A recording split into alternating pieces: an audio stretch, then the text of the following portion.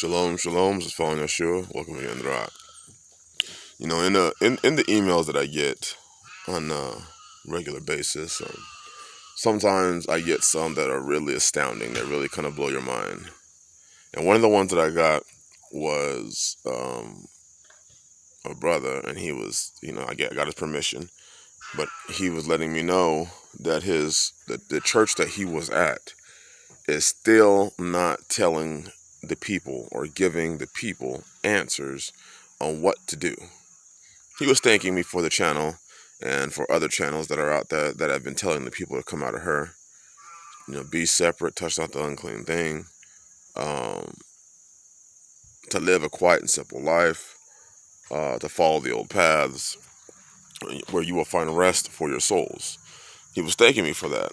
But it just got me thinking, too many times we sit back and we wait for somebody to tell us what to do when the Bible clearly tells us what to do. And I think that's one of the biggest issues is laziness, apathy. And we act like we don't know how to read the Bible. We are having almost every sort of crisis you could have in this world right now. Food crisis. They're having huge fertilizer issues. Well, most, big farmers use a lot of fertilizers in their gardens. That's going to affect crops next year. We've already had crops being affected this year. That's going to affect crops next year.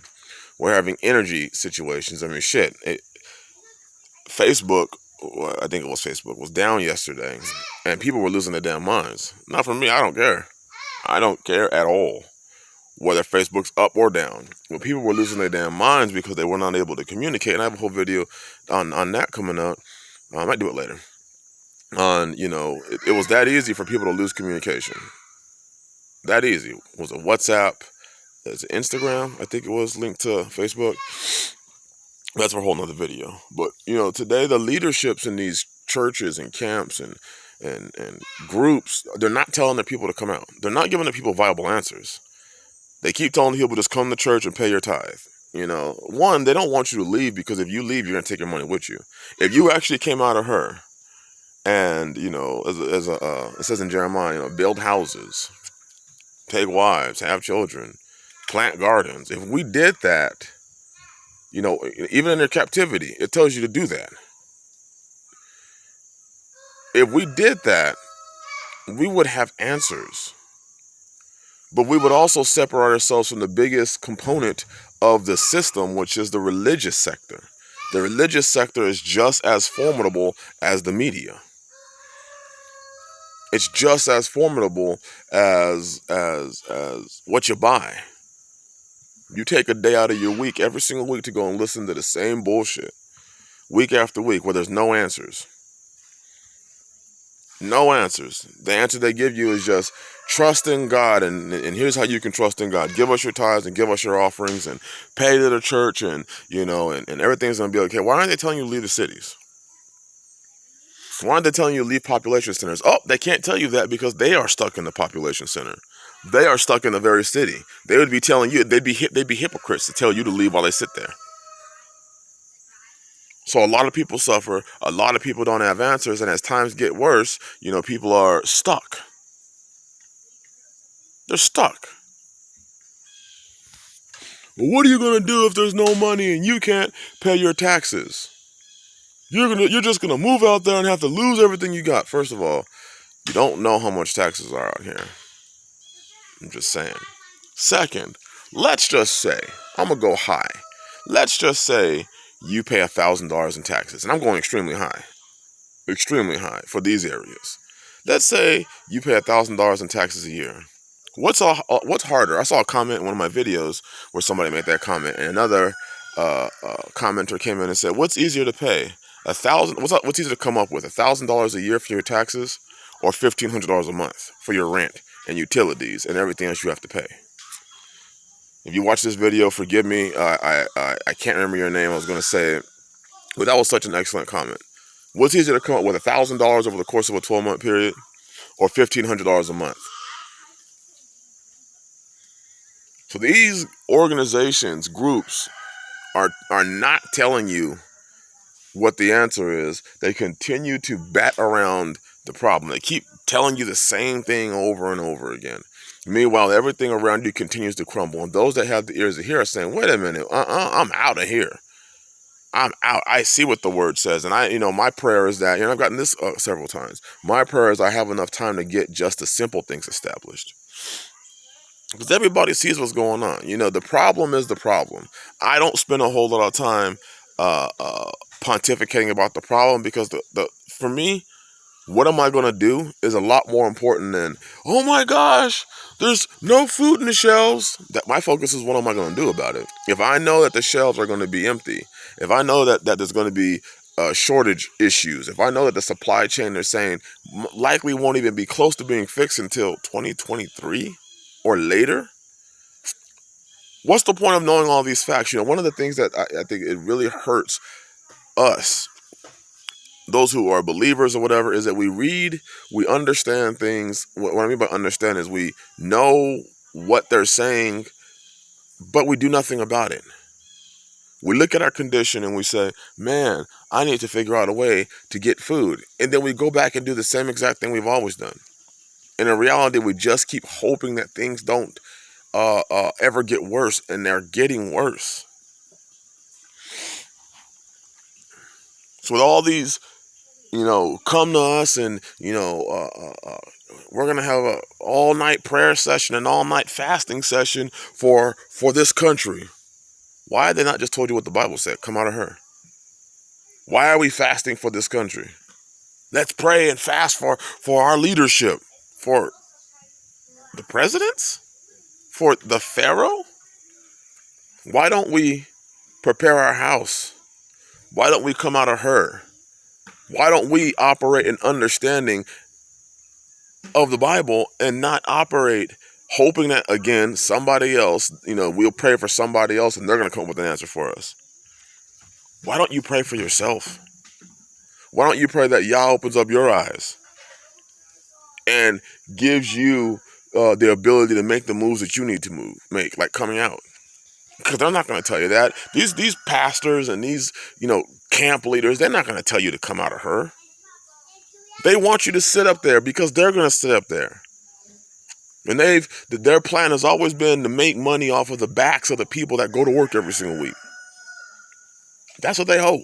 And then they're going to give you some watered down word, the same type of watered down word you heard every single week. But in that word, there is no real answers. It's just pontification and feel good stories. But yet they don't know how to apply the story of Noah. They don't know what the 5 wise and the 5 foolish virgins means. They don't know what the story of Joseph means. They don't understand that there's always constantly, historically, all throughout the Bible, been famines, been droughts, been times of pestilence. They don't ever tell you that. It just continues to go back to that, oh, well, it's going to be okay. Well, they're going to be okay, because while you're paying your money, guess what they're doing? They got their location that they're going to run away to, that they bought and paid for with your money. They got their areas where they're going to, food and provisions laid up for themselves, while you're stuck in an apartment. They're making the moves that you should be making with your money.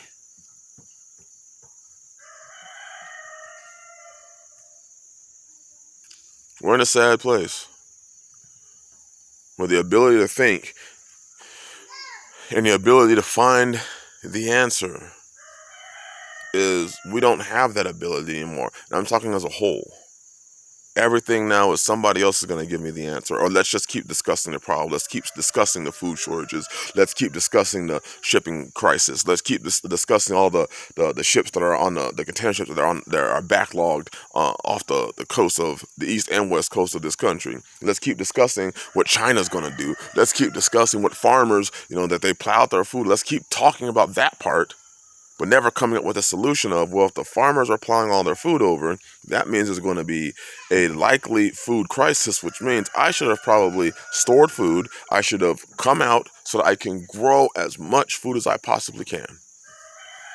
Let me plant some fruit trees instead of buying these shoes or going and doing this. Let me go out there and spend a little bit extra money buying some fruit trees. Let me make sure that my house is in order. As we talked about last Friday night on our live stream, let's make sure our house is intact.